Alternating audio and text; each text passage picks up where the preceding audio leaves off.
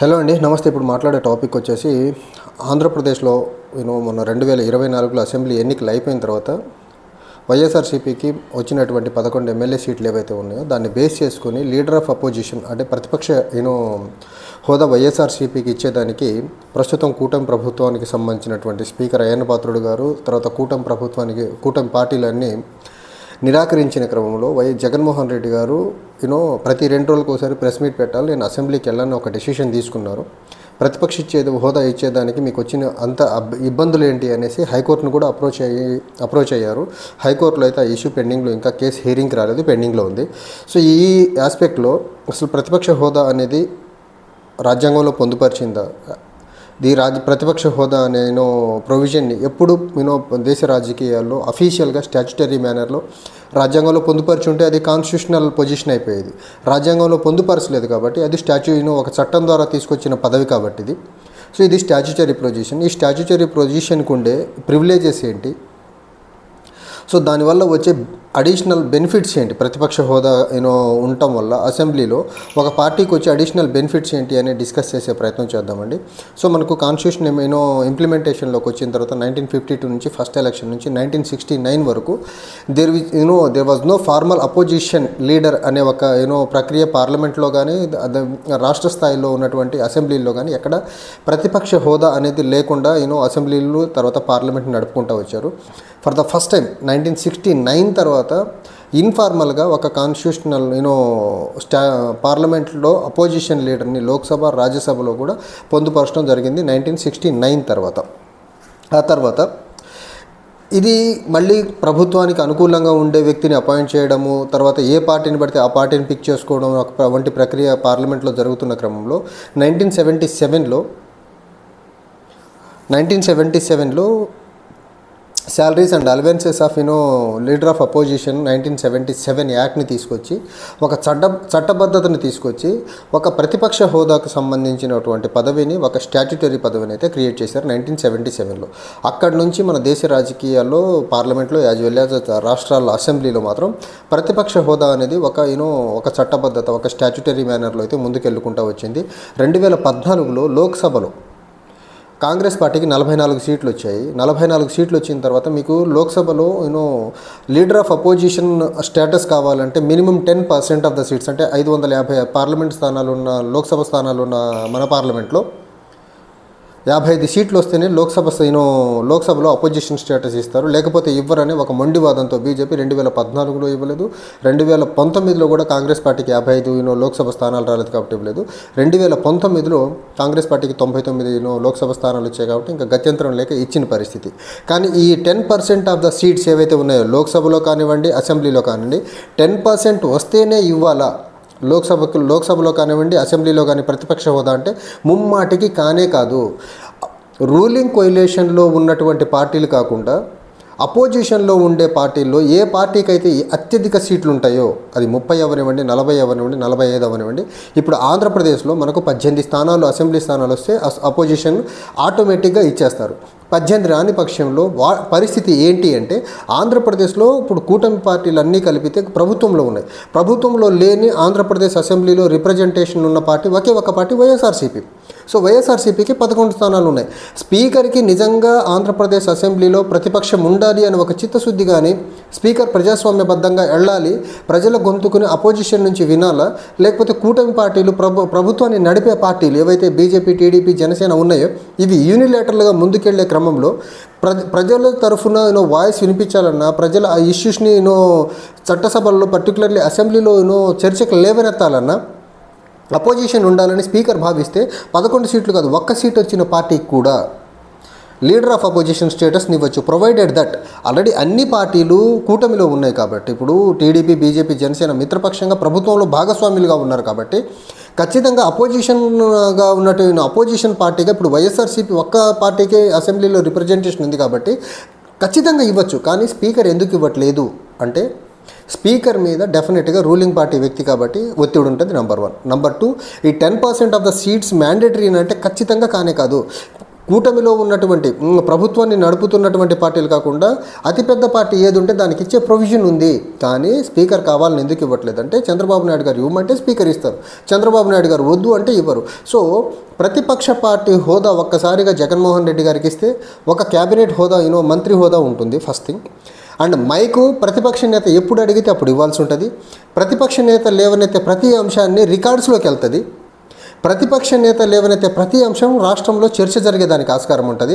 ఇవన్నీ జరిగితే కూటమి పార్టీలు అయినటువంటి టీడీపీ, బీజేపీ, జనసేనకి ఇబ్బంది అవుద్ది. కాబట్టి ప్రతిపక్ష హోదా ఇవ్వకుండా కాలయాపన చేసుకుంటా అసెంబ్లీని మూకుమ్మడిగా వన్ సైడెడ్గా నడిపే ప్రక్రియ చేస్తున్నారు. ఈ వన్ సైడెడ్గా నడిపే ప్రక్రియలో వాళ్ళు నందంటే నంది, పందంటే పంది అవే రికార్డ్స్లోకి వెళ్తున్నాయి. ఇప్పుడు అపోజిషన్ గొంతు అనేది రికార్డ్స్లోకి వెళ్ళేదానికి లేకుండా అయిపోతుంది. ప్రజలు ఏవైతే సమస్యలు ఫేస్ చేస్తున్నారో, పర్టికులర్లీ లా అండ్ ఆర్డర్ అంశం అవ్వనివ్వండి, లేకపోతే గ్రామ సచివాలయాన్ని నిర్వీర్యం చేస్తున్నటువంటి ప్రక్రియ అవ్వనివ్వండి, లేకపోతే ఆంధ్రప్రదేశ్లో ఇప్పుడు కరువు దగ్గరగా 54 మండలాలు కరువు మండలాలుగా ప్రకటించారు. కరువు మండలాల తరఫున ప్రభుత్వం ఎలాంటి చర్యలు తీసుకుంటుంది, ఇలాంటి ప్రజలకు సంబంధించినటువంటి అంశాలు లేవనైతే దానికి అపోజిషన్ లేకుండా, అపోజిషన్ పార్టీ అసెంబ్లీలో అడుగు పెట్టకుండా వచ్చిన అపోజిషన్ స్టేటస్ ఇస్తే ఆ ప్రివిలేజెస్ ఏరుంటాయి. కాబట్టి అవి ఇవ్వకుండా ప్రజా సమస్యల్ని అసెంబ్లీలో లేవనెత్తకుండా చాలా జాగ్రత్తగా చంద్రబాబు నాయుడు గారు ఒక కుట్రపూరితంగా అసెంబ్లీని నడిపే ప్రక్రియ అయితే చేస్తున్నారు. దానికి ఈ కూటమి పార్టీలు కూటమి పార్టీలు టీడీపీ, జనసేన, బీజేపీ చెప్పే సాక్ ఏంటంటే మీకు లోక్సభ లీడర్ ఆఫ్ అపోజిషన్ కావాల్సిన సీట్లు రాలేదు అని చెప్తున్నారు. లీడర్ ఆఫ్ అపోజిషన్ కావాలి లీడర్ ఆఫ్ అపోజిషన్ పదవిని ప్రతిపక్ష పార్టీ ఇవ్వాలంటే మ్యాండేటరీగా ఇన్ని సీట్లు రావాలని లేదు. ఎన్ని సీట్లు వచ్చినా ఇవ్వచ్చు. కానీ ఎందుకు ఇవ్వట్లేదంటే ప్రజా సమస్యల్ని అసెంబ్లీలో తీసుకురావడం ఈ కూటమి పార్టీలకు ఇష్టం లేక, జగన్మోహన్ రెడ్డి గారి వాయిస్ని ప్రజలకి అసెంబ్లీ ద్వారా వినిపించడం ఇష్టం లేక, జగన్మోహన్ రెడ్డి గారికి లీడర్ ఆఫ్ అపోజిషన్ స్టేటస్ ఇస్తే ఎప్పుడు మైక్ అడిగితే అప్పుడు ఇవ్వాలి. కాబట్టి అసెంబ్లీలో మాట్లాడే ప్రతి మాట రాష్ట్రంలో చర్చ జరుగుద్ది. కాబట్టి కూటమి ప్రభుత్వం యొక్క డొల్లతనం బయటపడుద్ది. కాబట్టి ఇవన్నీ ఇవ్వకుండా చాలా జాగ్రత్తగా మీకు సీట్లు రాలేదని చెప్పే ప్రక్రియ అయితే చేస్తున్నారు. ఇక్కడ 3 థింగ్స్ చాలా క్లియర్. ఒకటి, లీడర్ ఆఫ్ అపోజిషన్ స్టేటస్ ఎవరికి ఇవ్వాలా, ఎన్ని సీట్లు రావాలని, ఇన్ని సీట్లని మ్యాండేటరీగా లేకపోయినా స్పీకర్ డిస్క్రిషనరీ పవర్. కానీ స్పీకర్ కంప్లీట్గా టీడీపీ మనిషి, జగన్మోహన్ రెడ్డి గారు అంటే గిట్టన్ మనిషి కాబట్టి ఇవ్వట్లేదు. నెంబర్ 1. నెంబర్ 2 వచ్చేసి పార్టీలకు సీట్లతో సంబంధం లేకుండా ఏ పార్టీ కన్నా ఇవ్వాలనేది స్పీకర్ డిస్క్రిషనరీ పవర్. అది కూడా. నెంబర్ 2, లీడర్ ఆఫ్ అపోజిషన్ని రికగ్నైజ్ చేయాల్సిన కంప్లీట్ బాధ్యత స్పీకర్ మీద ఉన్న స్పీకర్ రూలింగ్ పార్టీ చెప్పే మాటలు వినే వ్యక్తి ఉంటాడు. కాబట్టి అక్కడ రూలింగ్ పార్టీకి చెందిన వ్యక్తి ఉంటాడు. కాబట్టి రూలింగ్ పార్టీ ఇమ్మంటే ఇస్తారు, వద్దంటే ఇవ్వరు. సో ఈ రకంగా దేశంలో కూడా గత 10 సంవత్సరాలు 2014 నుంచి 2024 వరకు బీజేపీ ఎలాంటి పోకడలతో పోయి అపోజిషన్ స్టేటస్ ఇవ్వకుండా ప్రతిపక్షం యొక్క గొంతుని పార్లమెంట్లో, పర్టికులర్లీ లోక్సభలో నొక్కే ప్రయత్నం చేసిందో, ఇప్పుడు ఆంధ్రప్రదేశ్లో అదే బీజేపీతో అంటకాగుతున్నటువంటి కూటమి పార్టీలైన టీడీపీ యాజ్ వెల్ జనసేన కూడా ఆంధ్రప్రదేశ్లో ప్రతిపక్ష హోదా ఒక పార్టీకి వైఎస్ఆర్సీపీకి ఇవ్వకుండా ప్రజల యొక్క గొంతును అసెంబ్లీలో వినపడకుండా జాగ్రత్త పడే ప్రక్రియ చేస్తున్నారు. ఈ రకంగా వీళ్ళు ఎలా ముందుకెళ్తున్నారో ప్రతిపక్షం గొంతు లేని చట్టసభలో ఖచ్చితంగా అది ప్రజాస్వామ్యబద్ధంగా వెళుతుందని చెప్పేదానికి ఆస్కారం అయితే లేదు. సో ఆంధ్రప్రదేశ్ అసెంబ్లీ ప్రజాస్వామ్యబద్ధంగా నడవాలి అంటే ఖచ్చితంగా లీడర్ ఆఫ్ అపోజిషన్ ఎన్ని సీట్లు వచ్చినా పర్లేదు, 10% ఆఫ్ ద సీట్స్ మ్యాండేటరీ కాదు, ఎక్కడ చట్టంలో కూడా పొందుపరచలేదు. Salaries allowances of leader of opposition 1977లో కూడా ఇన్ని సీట్లు వస్తేనే ఇవ్వాలని లేదు. శాలరీస్ అలవెన్సెస్ ఎలాంటి హోదా ఇవ్వాలనే అంశమే ఆ చట్టంలో పొందుపరిచింది. సో మ్యాండేటరీగా 18 సీట్లు రావాలా, లేకపోతే మ్యాండేటరీలో లోక్సభలో అయితే 55 సీట్లు రావాలని లేదు. స్పీకర్ ప్రజాస్వామ్య విలువల్ని కాపాడాలనే ఒక ఉద్దేశంతో ఉన్న వ్యక్తి అక్కడ కూర్చుంటే ఖచ్చితంగా ఎన్ని సీట్లైనా పర్లేదు ఇద్దామని రూలింగ్ పార్టీని కన్విన్స్ చేసి కూడా ఇవ్వచ్చు. కానీ ఇక్కడ ఉండే వ్యక్తులు ఎలాంటి వాళ్ళు, ఇప్పుడు రూలింగ్ పార్టీ ఏం చెప్తే అది వినేవాళ్ళు. బీజేపీ 2014-2024లో లోక్సభ స్పీకర్గా ఉన్న వ్యక్తి అవ్వనివ్వండి, ఇప్పుడు ఆంధ్రప్రదేశ్ అసెంబ్లీ స్పీకర్గా ఉన్నటువంటి వ్యక్తి అవ్వనివ్వండి, రూలింగ్ పార్టీ ఏం చెప్తే అది వినే వ్యక్తులు. కాబట్టి వీళ్ళు లీడర్ ఆఫ్ అపోజిషన్ ఇవ్వాలన్నా రూలింగ్ పార్టీ ఒప్పుకోదు. కాబట్టి ఇచ్చే ప్రయత్నం అయితే వీళ్ళు చేయరు. ఈ లీడర్ ఆఫ్ అపోజిషన్ యొక్క ప్రాముఖ్యత పర్టికులర్లీ ప్రజాస్వామ్యంలో చాలా విలువైంది. ప్రజా సమస్యల్ని రైట్ టైంలో అసెంబ్లీలో on the floor of the house తీసుకొచ్చేదానికి. అదర్వైజ్ వీళ్ళు చెప్పే డాంబికాలు, వీళ్ళు చెప్పే గొప్పలు మాత్రమే ముందుకెళ్లే ప్రక్రియ అయితే ఇప్పుడు అసెంబ్లీలో మనం చూస్తున్నాం. అపోజిషన్ అనే ఒక మాట, అపోజిషన్ అనే ఒక గొంతు లేకుండా వీళ్ళు ఏం మాట్లాడితే అదే అవుతుంది తప్ప ఇప్పుడు ప్రజా సమస్యలు ఏంటి అనేది అసెంబ్లీలో చర్చకు వచ్చే అవకాశం ఉందంటే ముమ్మాటికి లేదు.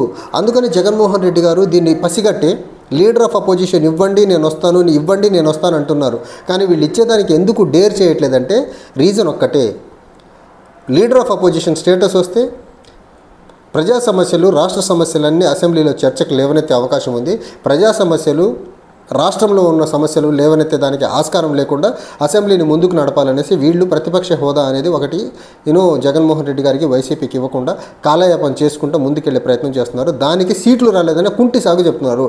ఇన్ని సీట్లు రావాలా, వస్తేనే లీడర్ ఆఫ్ అపోజిషన్ ఆర్ ప్రతిపక్ష హోదా ఇవ్వాలనే ప్రొవిజన్ రాజ్యాంగంలో ఎక్కడ పొందుపరచలేదు. Number 1. Number 2, salaries and allowances of leader of opposition యాక్ట్లో కూడా 1977 యాక్ట్లో కూడా ఎక్కడ పొందుపరచలేదు.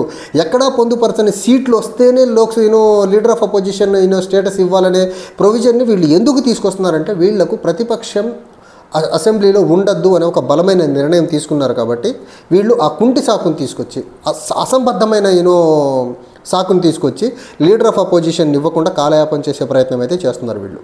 Thank you.